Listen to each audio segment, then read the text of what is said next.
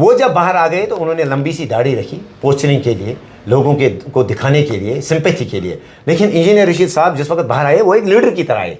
उन्होंने fake postering नहीं की उस वक्त कि वो अपनी लंबी सी दाढ़ी रखते, कपड़े शपड़े फाड़ते, फिर बाहर निकलते, फिर सिंपैथी लोगों की गेन करते। नहीं, फ़र्क यही है। उमर साहब लंबी सी दाढ़ी रख के बाहर आ गए, उनको 1-1.5 महीना, इसका मतलब है पहले ही मालूम था, उनके साथ अंडरस्टैंडिंग थी कि आपको फलानी डेट को रिलीज़ किया जाएगा, तब तक दाढ़ी वाड़ी लंबी कर लीजिए और लोगों में सिंपैथी जो है वो गेन कीजिए। लेकिन इंजीनियर साहब एक लीडर है, वो लीडर की तरह बाहर आए और लड़ते रहेंगे। जितनी सीट्स मिलती है तो आप किस आइडियोलॉजी की तरफ सपोर्ट करेंगे? तो उस पर वो कहते हैं कि तमाम लोगों के लिए दरवाजे खुले हैं। तो क्या इससे हम ये एक्सेप्ट बीजेपी कि बीजेपी नहीं है इसमें? Except BJP. जब मैं दिल्ली जाता था, उनके बच्चों को साथ देता था, तो हम तरसते थे कि काश उनको फिजिकल हियरिंग के लिए कहाँ लाया जाए, कोर्ट में, ताकि एक बार हम उनके साथ हाथ मिला सकें। वहाँ पे जर्नलिस्ट होते हैं, जब हियरिंग होते हैं वहाँ पे इस वक्त लाइव स्ट्रीमिंग चल रही है कोर्ट्स में। इस वक्त सोशल मीडिया का ज़माना है। क्या आपको लगता है कि इस वक्त कोई छोटी सी बात भी है लोगों से छुप सकती है? और जो जहाँ तक बीजेपी के साथ हाथ मिलाने का ताल्लुक ये कह रहे हैं, मुझे आप बताइए कि बचा क्या है यहाँ? मतलब अब बीजेपी यहाँ क्या छीन सकती है, क्या ले सकती है? 35A 370 सब कुछ यहाँ पे छीना गया। सबसे पहले तो ये आप देख लीजिए कि रशीद साहब जब बाहर आए, इस वक्त लोग एक साई ऑफ रिलीफ महसूस कर रहे हैं।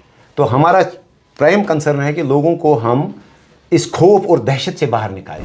सजा लोगों को अभी तक मालूम था कि मैं ऑल्टरनेट हूँ, शायद इस वक्त तक उनको कोई किसी के सामने इनसिक्योरिटी नहीं थी। आज उनको पहली बार लगा कि नहीं, लोग जो है अवामी इत्तेहाद पार्टी का साथ दे रहे हैं। इस वक्त उनकी ज़मीन इस वक्त हंदवारा में तंग हो चुकी है, वो इस वक्त हंदवारा में हार रहे हैं। कुपवाड़ा की बात ही नहीं है, कुपवाड़ा में तो उनका जो डिपॉजिट है वो जब्त हो जाएगा। इसलिए वो इस वक्त इंजीनियर साहब को एजेंट कह रहे हैं। तो वो किसको कहते हैं आज तक एजेंट? क्योंकि एनसी के बाद जो है सेकंड ऑप्शन वही थे, वो किसको एजेंट कहते हैं?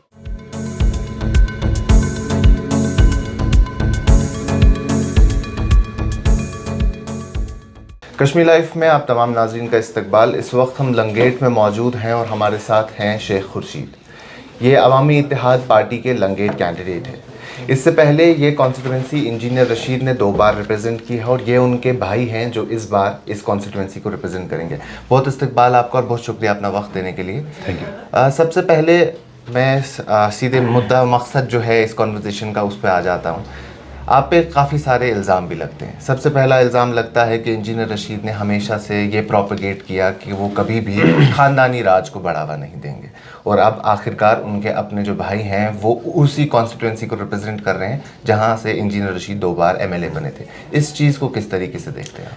मेरे ख्याल में इससे पहले हमने इसका जवाब दिया है। आप खुद देख सकते हैं कि 2019 से 2024 तक जो हालात बने, अगर इंजीनियर रशीद साहब को एक सियासी साजिश के तहत उन्हें जेल नहीं भेजा गया होता, अगर वो तिहाड़ जेल में बंद नहीं होते, तो शायद हम सियासत में नहीं आते। तो आपने खुद देखा होगा। और प्योरली जो ये डिसीजन है, ये डिसीजन पार्टी की जो PAC है, पार्टी का जो लंगेट काडर है, उन्होंने उस वक्त दिया जिस वक्त इंजीनियर साहब जेल में थे। तो हालात ने मजबूर किया कि हमें मैदान में आना पड़ा, हमें अपनी जॉब छोड़नी पड़ी। जिस वक्त रशीद साहब को एक ह्यूज मैंडेट मिला पार्लियामेंट इलेक्शन में, उस वक्त आपने देखा होगा कि लोग हमारे साथ जुड़ रहे थे, हमारे घर आ रहे थे। इंजीनियर साहब खुद जेल में थे, तो हम अपने घर का दरवाज़ा बंद नहीं रख सकते थे लोगों के लिए, तो मजबूरन हमें अपनी नौकरी छोड़नी पड़ी। उसके बाद प्योरली पार्टी का डिसीजन था, पार्टी की जो PAC थी, उन्होंने एक प्रपोज़ल जो है इंजीनियर साहब को दिया। उन्होंने जो प्रपोज़ल है हमें दिया कि आप इस तरह है, आप जॉब छोड़िए, आप पार्टी के साथ जुड़िए। उसके बाद सेकंड फेज़ में उन्होंने जो है एक फ़ैसला दिया कि आप मैदान में आइए।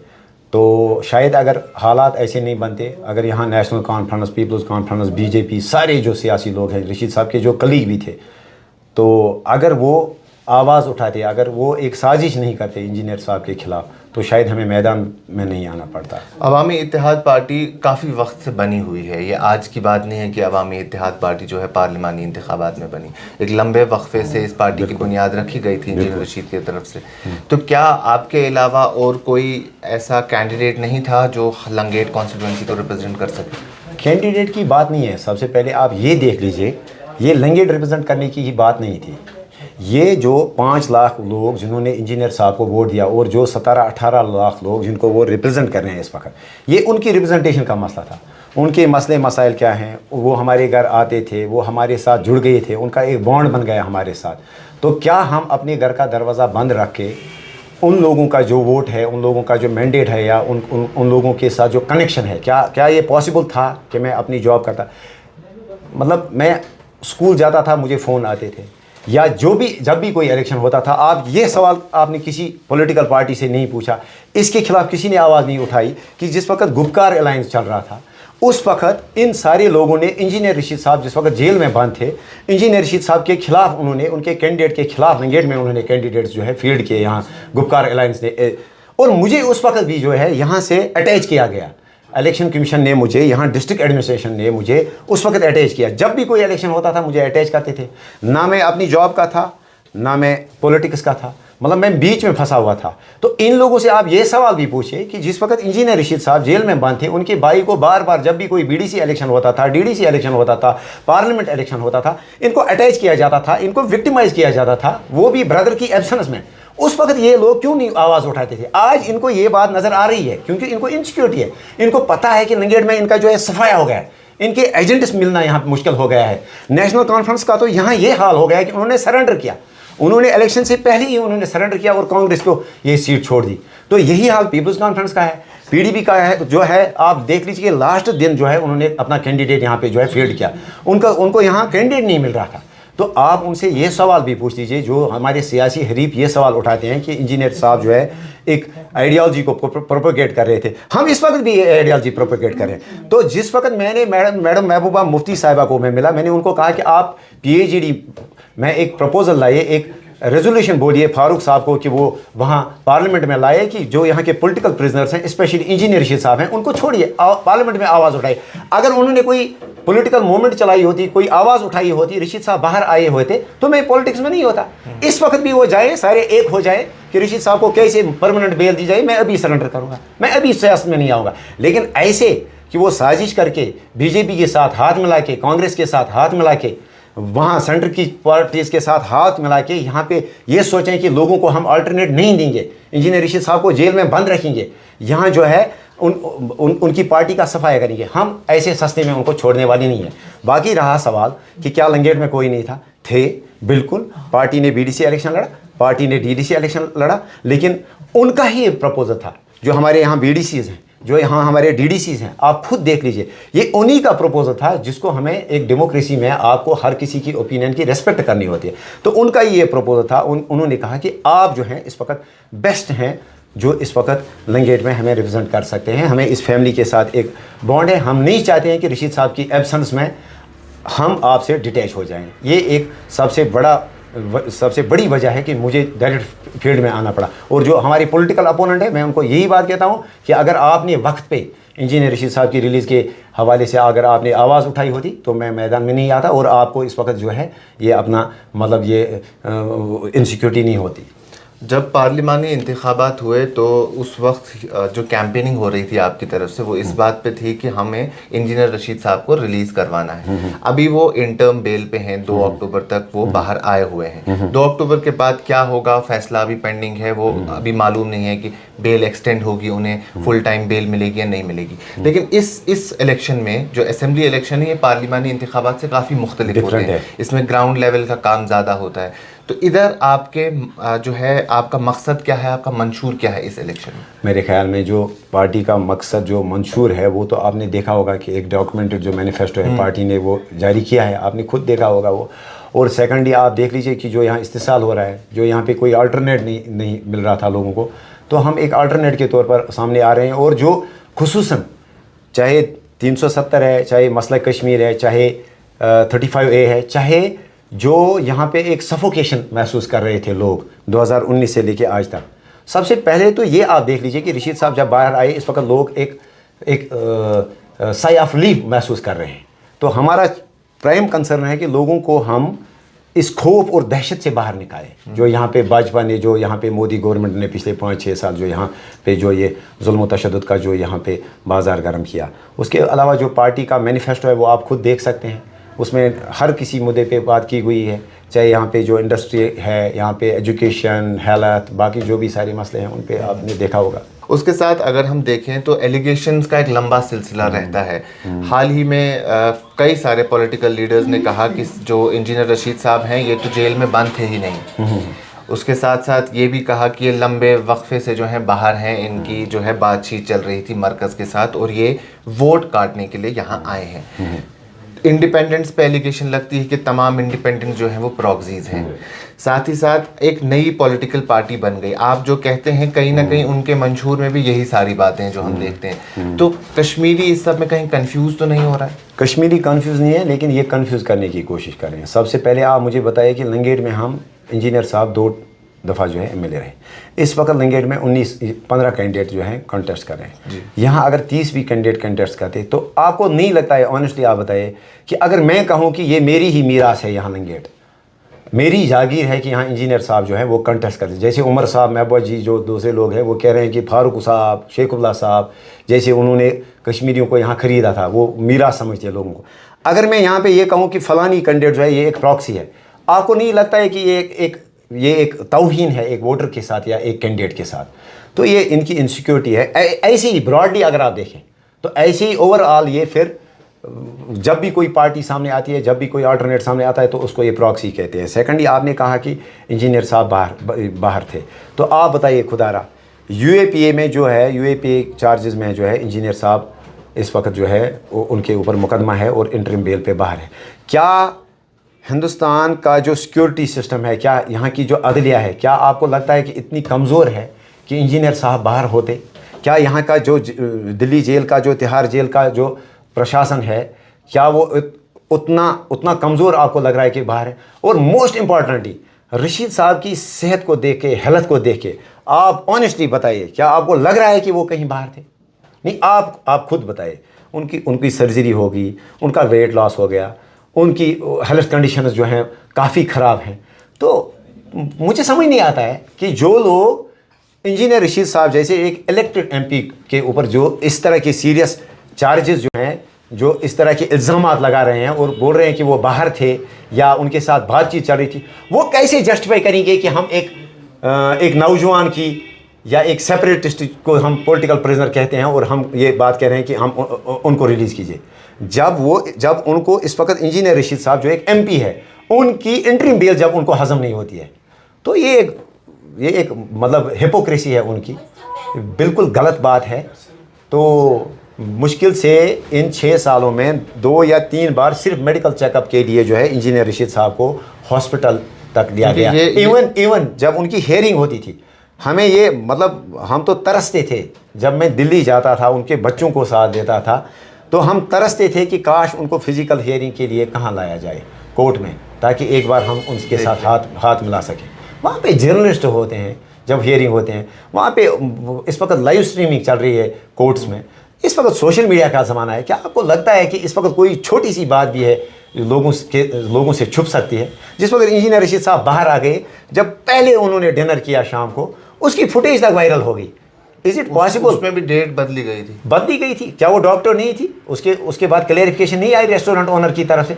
क्या ये पॉसिबल है? मैं आपसे पूछता हूँ, क्या इंजीनियर साहब जैसी जो एक एमपी हैं, एक प्रोमिनेंट फेस हैं, क्या वो जब जेल के गेट के बाहर भी अगर वो कदम रखते, इतना सीसीटीवी, सोशल मीडिया, कैमरा हर किसी के हाथ में होता है, क्या ये पॉसिबल है कि वो बच सकते थे लोगों की नज़रों से? तो ये रिडिक्यूलस, क्योंकि बकवास है इन लोगों का। हाँ, एक चीज़ है उमर साहब जब 6 महीने या 4 महीने जिस वक्त वो सेंटूर होटल या जो सरकारी खर्चे पे 3-4 करोड़ रुपए के बिल पे जिस वक्त वो वहाँ बैठे हुए थे, सरकारी टूरिस्ट बैठे हुए थे वहाँ, वो जब बाहर आ गए तो उन्होंने लंबी सी दाढ़ी रखी पोस्टरिंग के लिए, लोगों को दिखाने के लिए, सिंपैथी के लिए। लेकिन इंजीनियर रशीद साहब जिस वक्त बाहर आए वो एक लीडर की तरह आए।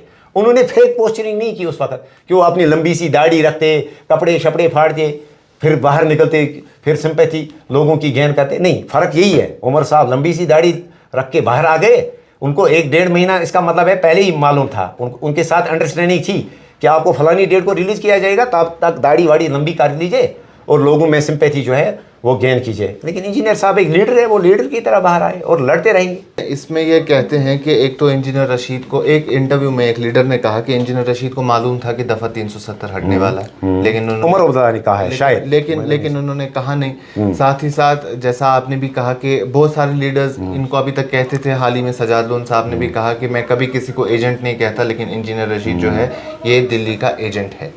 सजाद लोन को अभी तक मालूम था कि मैं ऑल्टरनेट हूँ शायद, इस वक्त तक उनको कोई किसी के सामने इनसिक्योरिटी नहीं थी।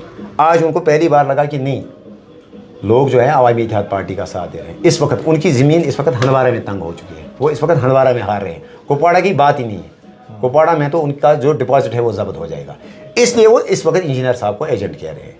तो वो किसको कहते हैं आज तक एजेंट? क्योंकि एनसी के बाद जो है सेकंड ऑप्शन वही थे, वो किसको एजेंट कहते? छोटे छोटे मतलब जो प्लेयर्स यहाँ थे, बीजेपी बाकी जो नेशनल पार्टी थी, उनको तो नहीं कहते। सजाद साहब ने इस वक्त जो नेशनल कॉन्फ्रेंस जो कार्ड चला रही थी, वो सजाद साहब ने आज चलाया। क्यों? क्योंकि पहली बार उसको जो है कोई टक्कर देने वाला है। सेकेंडली जो आपने कहा, शायद मेरे ख्याल में, मैंने खुद नहीं सुना, लेकिन रिपोर्टेडली शायद उमर साहब ने कहा है कि इंजीनियर साहब को मालूम था कि इस तरह है। मुझे आप खुदा ना बताइए, क्या इंजीनियर साहब वाहिद पॉलिटिशियन नहीं थे जिन्होंने अनकंडीशनल उस वक्त कहा उमर साहब को, मैडम महबूबा मुफ्ती को, कि आप एक हो जाइए, आप इस वक्त गवर्नमेंट बनाइए? क्या वो उनके घर नहीं गए? उन्होंने तो सबसे ज़्यादा अगर किसी ने कोशिश की कि यहाँ पे जो है, जिस वक्त बीजेपी ने सपोर्ट वापस दिया पीडीपी को, इंजीनियर साहब वो वाहिद एमएलए थे जिन्होंने एक कोशिश की, एक ईमानदाराना कोशिश की कि नेशनल कॉन्फ्रेंस और पीडीपी इस वक्त एक हो जाएं, गवर्नमेंट बनाएं। शायद ये नौबत नहीं आती अगर यहाँ पे स्टेट गवर्नमेंट होती, एब्रोगेशन ऑफ 370 और 35A नहीं होता। उसके अलावा उनके हाथ में जो कुछ भी था, चाहे सिग्नेचर कैंपेन चलानी थी, चाहे बाकी मामला थे, तो रशीद साहब के पास क्या चीज़ थी जिससे वो दिफा कर सकते थे? नंबर्स तो उस वक्त पीडीपी के पास थे, नंबर्स तो उस वक्त एनसी के पास थे। क्या उन्होंने गवर्नमेंट बनाने के लिए कोई कोशिश की? क्या उन्होंने असेंबली में कोई रेजोल्यूशन लाई? क्या वो कहीं कोर्ट गए और उन्होंने इंजीनियर साहब के पास गए, उसने सपोर्ट नहीं किया? नहीं, इंजीनियर साहब ही वो वाहिद लीडर थे, वो वाहिद एमएलए थे, वो इलेक्टेड रिप्रेजेंटेटिव थे जिन्होंने कोशिश की। ये तो ऐसा ही हुआ कि उल्टा चोर कोटवाल को डांटे। कोटवाल का काम तो उस वक्त इंजीनियर साहब कर रहे थे, जो बार बार इनको कहते थे कि आप एक हो जाओ। आप खुद वो देख लीजिए, तवारी गवाह है। आपकी पार्टी का सबसे बड़ा मंशूर जो है, जो हम पार्लियामेंट इलेक्शन से सुनते आ रहे हैं, वो ये है कि पॉलिटिकल प्रिजनर्स की रिहाई होनी चाहिए, जिसमें आपने कहा कि न सिर्फ इंजीनियर रशीद बल्कि जितने भी कश्मीर के पॉलिटिकल प्रिजनर हैं उनकी रिहाई होनी चाहिए। अगर रिहाई ना हो, कम से कम वो कश्मीर की जेल तक तो आ जाने चाहिए। इस सब में सुगरा बरकती जो है अपने वालिद साहब का फॉर्म भरते हैं। दो जगह उन्होंने, एक जगह उन्होंने फॉर्म भरा, रिजेक्ट हो गया, फिर उसके बाद दो जगह भरा, फिर उसके बाद वो हंदवारा फॉर्म लेके आती है लंगेट कॉन्स्टिट्यूएंसी। इस पे क्लेरिफिकेशन ये आती है, which is also factually correct, कि दो जगह अगर फॉर्म भरा था, तीसरी जगह वो फॉर्म नहीं भर सकती थी। ठीक है, यहाँ तक हम आपकी बात मान लेते हैं। लेकिन अगर आप पॉलिटिकल प्रिजनर्स के इतने साथ हैं, आप एक्सेप्ट भी करते हैं कि सर्जन बरकती जो है पॉलिटिकल प्रिजनर हैं, तो उन दो कॉन्स्टिट्यूएंसीज में से कहीं एक कॉन्स्टिट्यूएंसी पे क्यों नहीं अवामी इत्तेहाद पार्टी ने सुगरा बरकती को सपोर्ट किया? देखिए, सबसे पहले जिस वक्त सुगरा बरकती, जिस वक्त उसने वालिद साहब का जो है फॉर्म नॉमिनेशन जिस वक्त उसने सबमिट किया, तो अच्छा ये था कि अगर वो प्रॉपरली, अगर वो फॉर्मली उन्होंने हमारी पार्टी को अप्रोच किया होता, शायद सबसे बेस्ट गाइड हम उनको कर सकते थे। क्योंकि उस वक्त इंजीनियर साहब का फॉर्म हमने भरा था, हमने जेल से इलेक्शन कॉन्टेस्ट किया था, लीगल जो इसके जो लीगल फॉर्मेलिटीज़ हैं, शायद हमसे ज़्यादा जो है कोई उनको गाइड नहीं कर सकता था। ठीक, सबसे पहले उन्होंने खुद ही फॉर्म भरा, जो उनकी होम कॉन्स्टिट्यूंसी थी, जहाँ से वो ज़्यादा स्ट्रॉन्ग थे, जैनापुरा से, वहाँ से उनका फॉर्म रिजेक्ट हो गया। उसके बाद जब उन्होंने सोचा कि हम कॉन्टेस्ट करेंगे किसी सेकंड कॉन्स्टिट्यूंसी से, उसके बाद उनको चाहिए था कि वो हमारे पास आते, पार्टी के हेड ऑफिस जाते, पार्टी के साथ वो अप्रोच करते कि हमें जी आप बताइए, शायद हम भी उनके साथ खड़े होते, हम भी उनको हम देखते कि कहाँ पे बेस्ट जो है उनको सबसे ज़्यादा सपोर्ट और वोट मिल सकता है। नहीं, उन्होंने क्या किया कि वो डायरेक्ट गए गांदरबल, उन्होंने गांदरबल कॉन्टेस्ट किया, और मोस्ट इम्पॉर्टेंटली उनके साथ जो लोग थे, उसमें कुछ एक आध जो है कुछ ऑनलाइन न्यूज़ पोर्टल्स चलाने वाले जो एक दो लोग हैं वो थे, या कुछ एजेंट्स एक दो हैं जो यहाँ मतलब बीजेपी के एजेंट्स हैं, वहाँ कोकरना का कोई एक लड़का भी है उनके साथ एक हाँ, शख्स तब था जो आज इंजीनियर रशीद के साथ हाँ चलता है। वो मुझे मतलब उस बारे में मुझे ज़्यादा इल्मिया नहीं है क्या वो उनके साथ था या नहीं था, लेकिन मैं लंगेट की बात कर रहा हूँ जिस वक्त वो लंगेट में आए। चलिए ठीक। कोई सिविल सोसाइटी, कोई इमीडिएट जो उनकी ब्लड रिलेशन है, उनके अंकल या उनकी जो वहाँ की लोकल सिविल सोसाइटी है, अगर वो उनको साथ लेके पार्टी के पास जाते कि आप इस तरह कीजिए कि आप हमें सपोर्ट कीजिए, तो हमने उनको सपोर्ट किया होता। उसके बाद वो बीरवा गए, उन्होंने वहाँ पे अपना नॉमिनेशन फार्म भरा। बीरवा के बाद वो फिर बड़गाम गए सॉरी गांधरबल गए, गांधरबल में भी उन्होंने अपना नॉमिनेशन फार्म सबमिट किया। अब गांधरबल के बाद 2 जगह उनका नॉमिनेशन फार्म जो है स्टैंड था। उनको ये भी मालूम नहीं था कि 3 जगह जो है एक कैंडिडेट कंटेस्ट नहीं कर सकता है। वहाँ से वो आए डायरेक्ट कहाँ पहुँचे, लंगेट पहुँच के जो उनके साथ एजेंट्स 2-3 थे, 11 तारीख को वो हमारे यहाँ आए हैं मावर, जहाँ पे आप इस वक्त बैठे हुए हैं। 11 तारीख को मैं अपना नॉमिनेशन फॉर्म सबमिट कर रहा था। 11 तारीख को जो है कोर्ट में इंजीनियर साहब का जो है केस लगा हुआ था इंटरिम बेल का। वहाँ पे उनके 2 लड़के, इंजीनियर साहब खुद वहाँ थे। वालिद साहब हमारे जो हैं वो उनका जो है उनकी सेहत ठीक नहीं थी, वो श्रीनगर में थे। आपने खुद देखा होगा 1-2 हफ्ते पहले कि उनकी सर्जरी भी हुई है, 1 हफ्ता पहले। हमारे घर में कोई नहीं था। वो यहाँ पे आए, 1-2 लोग जो उनको इस्तेमाल कर रहे थे, कुछ एजेंट्स, उसमें जो वो मैंने कहा कि एक सो कॉल्ड एक जर्नलिस्ट भी है। तो यहाँ पे उन्होंने ड्रामा किया। उसके बाद उन्होंने कोई स्कोप ही नहीं रखा, क्योंकि जिन लोगों के साथ वो चल रहे थे, जो लोग उनको मिसयूज़ करने की कोशिश कर रहे थे, कोई स्कोप ही नहीं बचा। और उसके बाद भी एक जहाँ का एक लोकल जो न्यूज़ पोर्टल है वो हमारे पास आए, उन्होंने मेरा इंटरव्यू किया, आप वो निकाल सकते हैं। उन्होंने मुझसे यही सवाल किया। मैंने उस वक्त भी उस इंटरव्यू में भी कहा कि हम देख सकते हैं, गुंजाइश है कि अगर वो पार्टी को अप्रोच करें, लेकिन उन्होंने पार्टी को फॉर्मली अप्रोच फिर भी नहीं किया। बीरवा में या गांधरबल में इलेक्शन डेट से 4 दिन 3 दिन पहले एक इंटरव्यू में मैंने कहा भी कि आप अगर वो पार्टी ऑफिस में जाके फॉर्मली वो वहाँ पे अपील, एक तो होता है किसी ऑनलाइन पोर्टल पे आप अपील करवाते हो किसी थर्ड पर्सन से, आप खुद अपील नहीं करते हो, फैमिली अपील नहीं करती है, कोई फॉर्मल अपील है ही नहीं। हम कैसे माने कि आप अभी किसी शख्स की तरफ से कोई अपील करोगे, तो हम कैसे माने कि ये उसकी अपील है। तो उन्होंने उसके बाद भी, क्योंकि कुछ मुद्दा और मकसद जो था उन एजेंट्स का कुछ और था, वो इस मूड में थे ही नहीं, उनको हमारा सपोर्ट जरूरत था ही नहीं। तो आप कहते हैं कि फॉर्मली अगर अप्रोच किया हाँ, होता, बिल्कुल, इस सब के बावजूद भी एग्जैक्टली उनको सपोर्ट करते। 2 आप निकालिए, यहाँ हंदवारा टाइम्स जो है, हमारे यहाँ आतिफ साहब एक जर्नलिस्ट है, उसका जो है वो वीडियो एक है, इस वक्त भी मौजूद है, आप उसमें देख लीजिए। मैंने इलेक्शन से 3 दिन पहले कहा कि अगर वो अप्रोच करें तो मे बी हम कंसिडर कर सकते हैं, हम सोचेंगे। उनको चाहिए था कि वो सामने आते फॉर्मली, लेकिन उनका ये मकसद ही नहीं था कतन। उनके साथ जो लोग हैं, जो एजेंट्स हैं, उनका ये कतन मकसद नहीं था कि हमें इंजीनियर साहब का सपोर्ट चाहिए, उनको कुछ और ही मकसद उसके था। बाद जिस किस्म की वो इस वक्त डाइवर्ट कराना चाहते थे, जिस वक्त इंजीनियर साहब की बेल का मसला था। उसके बाद जिस किस्म की लैंग्वेज इस्तेमाल हुई सुगरा बरकती के खिलाफ आपके कैंडिडेट की तरफ से, कंडेमनेबल, अगर किसी ने कोई, मैंने ऑनेस्टली नहीं देखा, लेकिन आपने सुना जरूर। हाँ, मैं कैंपेन में काफ़ी बिजी था, लेकिन अगर किसी भी हमारे कैंडिडेट की तरफ से, इवन मेरी तरफ से भी खुदा न खास्ता अगर कभी कोई, तो कंडेमनेबल है। मतलब अगर कोई, मैं लास्ट में खुर्शीद साहब आपसे पूछना चाहूँगा कि हम जब भी सुनते हैं, या इंजीनियर रशीद साहब से कई बार पूछा गया कि आगे जाके अगर आपको 5 सीट 10 सीट जितना भी आपको लोग देते हैं, जितनी सीट्स मिलती है, तो आप किस आइडियोलॉजी की तरफ सपोर्ट करेंगे, तो उस पर वो कहते हैं कि तमाम लोगों के लिए दरवाजे खुले हैं। तो क्या इससे हम ये एक्सेप्ट बीजेपी, कि बीजेपी नहीं है इसमें?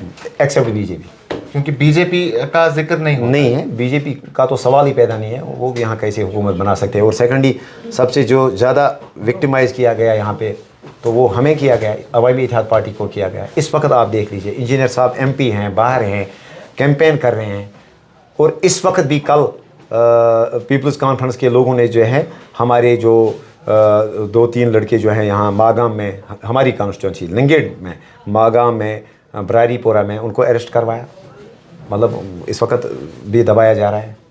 तो बीजेपी के साथ तो सवाल ही पैदा नहीं होता कि हम उनके साथ कोई अलायंस करें, उनके साथ हुकूमत बनाएं, क्योंकि वही तो हमारे जो मेन दुश्मन हैं, ज़ाती तौर पे भी, पार्टी लेवल पे भी, और यहाँ जनरली भी अगर हम देखेंगे कौमी लिहाज पे। तो बाकी तमाम की तरफ सपोर्ट जा सकता है। अच्छे मतलब जब उनके पास कोई एजेंडा ऑफ अलायंस को कोई अच्छा होगा, उस वक्त को कोई प्रो पीपल होगा, लोगों के लिए होगा, तो क्यों नहीं। इवन मैं डे फर्स्ट से कहता आ रहा कि अगर कल को हाइपोथेटिकली अगर आप मान लीजिए कि अगर उनके नंबर ज़्यादा होते हैं या कम होते हैं, हमारा जितना भी नंबर होगा असेंबली में, अगर वो कोई भी बिल लाते हैं, कोई भी इशू लोगों के हक़ में वहाँ असेंबली में रेज़ करते हैं, हम उनका सपोर्ट करेंगे।